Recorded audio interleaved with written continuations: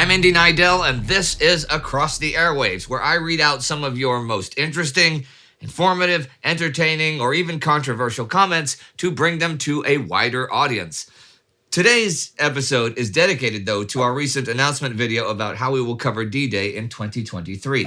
As announced, we will be live for 24 hours straight. That's 24 15-minute episodes, one each hour of the day, and 45 minutes of live stream, background stories, deeper dives into specifics, expert talks, tech videos, and us talking with you live from the studio, the other 45 minutes of each hour. Marcus Z comments under the video, I love the channel. However, the topic has been covered enough for me. I would much prefer a special on Bagration. Glad that you love us, Marcus. And I'll get to Bagration in a minute. I got something to say about that. But our D-Day coverage will not only be spectacular, but will also be a never-before-seen angle on D-Day. Okay, I've said before on this series, history does not happen in a vacuum. So on top of how the people on the ground in Normandy experienced the day, we'll cover the day from the perspective of the rest of the world, all around the globe, from Tokyo and then all around to Vladivostok, not just, the short trip. Because this day was one of the first real-time globally covered news events cabled out to the world as it happened, and one that happened to immediately affect a huge chunk of the global population. Among the Allies, all eyes were suddenly on Normandy with hope. Among the Axis, they watched as yet another day they had long feared arrived.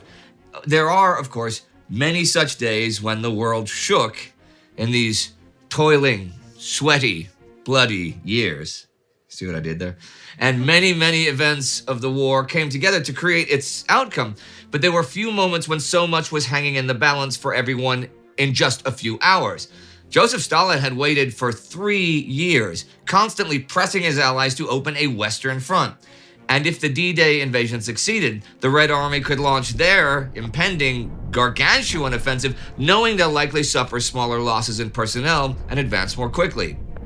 In Italy, the Allies were in bad need of a period of less pressure to regroup and recuperate after nearly a year of bitter fighting, and only even taking Rome 24 hours earlier. The day also has a real impact in the Pacific as well, as Jimmy Penrose writes. Please, if possible, you should try to focus on the fact that simultaneously to the Normandy invasion, there was an equally significant operation in the Pacific theater. They both left their ports within just a few hours of each other, but the Marines invading Saipan had a slightly longer distance to travel. Oh, that was exclamation point. Travel! That invasion was no less important to the outcome of the war in the Pacific than Overlord was to the outcome in Europe. But it always hides in the shadow of Normandy. I've always thought those two operations should have equal billing. I don't think they happen at the same time by happenstance. Well, we sure will, Jimmy, but we'll go further than that. We want to look at the day also through the eyes of the people of Germany, fearing that soon the war will physically reach them. The Red Army officers champing at the bit to get moving west once again after a spring of stalemate. The Japanese hoping that a bigger fight involving the US and Europe might take some pressure off of them, and the Chinese fearing that it very well might.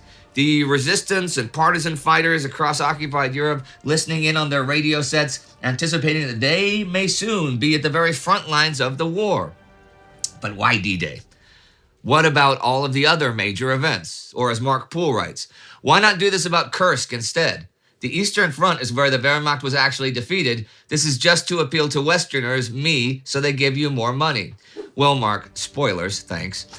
Kursk will be in the rearview mirror when we arrive at D-Day.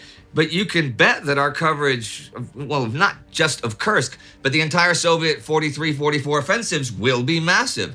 Why would we suddenly begin to compromise our coverage of the war? Why now? We're announcing this now for several reasons. First of all, we need time to produce this and go on location already next year to have time to edit and release it on time. And we have some special, really cool technical reasons for going on location for this specific one, but you'll have to wait for that. Second of all, we need lighthouse events that pull people towards our content, specifically so they can discover all the less popularly known, but equally, or in your opinion, more important events, right? Lighthouse events need to be compressed, though. They have to have a specific beginning and an end that we can do justice to within a single day. They also need to be well known enough by enough people to work as lighthouses. And last but not least, they do need to be financeable. Not because we want more money, but because all of what we do costs a lot of money to provide free access for hundreds of thousands of people to top quality historical content. And this extra content is 24 hours of produced content on top of our regular hour or so a week. Häuptling Aberja writes, very much looking forward to this extravaganza, but I fear it is going to come at the expense of the equally important, far vaster, and much more complicated but slower moving Operation Bagration. But maybe you'll confound my expectations. A delightful experience in nearly every context. Well, I'm pretty certain we're going to confound you in a good way. I mean, as I said, we're not going to compromise our coverage of the war to do anything special or extra. And the regular episodes have grown longer and longer as the war has grown in scope. You've probably noticed that. And I've even added extra regular episodes in weeks where it gets particularly intense. And every time a big new event happens, we do a bunch of specials about it and its background and related topics. We will always continue doing that. I mean, think what we've done. When Germany invaded France, we went on location to the Maginot Line. We made loads of specials about all that.